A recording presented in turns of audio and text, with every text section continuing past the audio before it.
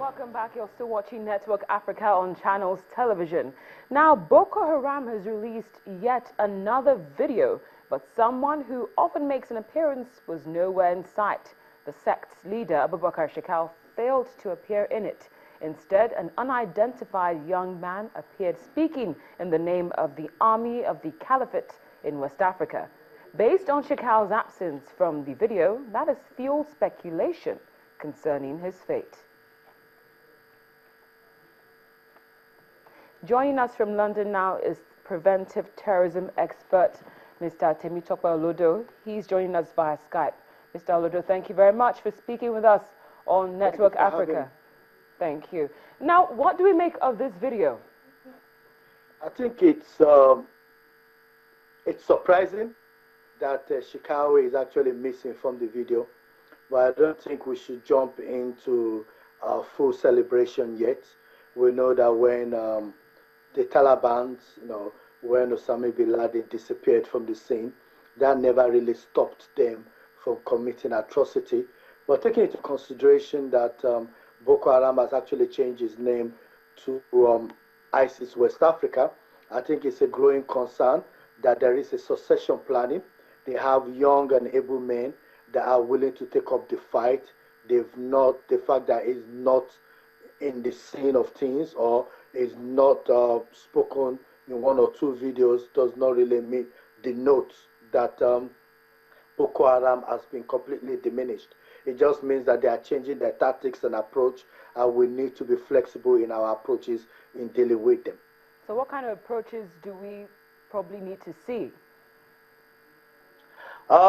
We've seen what they're doing at the moment in terms of, they're attacking mosques, they're attacking crowded places, and more or less they're using IEDs. So what we need to do is to have a kind of an urban security strategy so that we have an effective strategy to ensure that where there are crowded people, there's a bit of security there and awareness. That's the first thing we need to do. We need to have first responders who are able to deal with incidents very quickly so that we could save lives when there are incidents. But more importantly, we need to have what I term as a counter-extremist strategy. There are very few countries in the world that have that. But what it literally means is that we have a strategy to stop the recruitment flow of Boko Haram. If we are able to deal with that, and with the help of our neighbors, which we know that our president is currently speaking, to our neighbors at the moment, I think we'll be able to reduce the impact of Boko Haram. But at the moment, the fact that this video is shot by a young gentleman who is not Shekau is an issue of concern, because it shows that he has a proper succession planning in place, somebody to take over if he is not available. Now, I think at this point, with this change in the name, as you say, ISIS of West Africa, is it time to see more of a regional efforts besides that, of a collaborative regional efforts, other than what we're already seeing with Nigeria, Niger, Cameroon, and Chad? Should more countries come together to address the threat?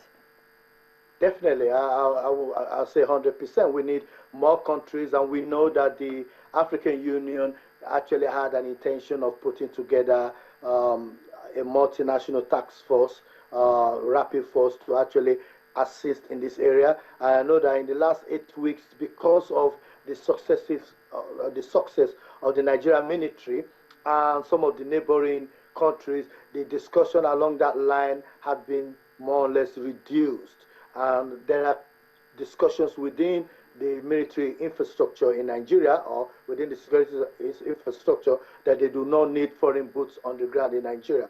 But I think the contrary is the case. I think that the achievement so far has been largely because of new equipment, more discipline, and intervention of foreign troops, that which is Niger and the other countries. So if we have more of this kind of approach that is more consolidated, and then we have a proper urban security strategy mixed up with a proper de-radicalization process, then what we'll find out is that we'll be able to diminish the impact of Boko Haram much, much rapidly than it is at the moment.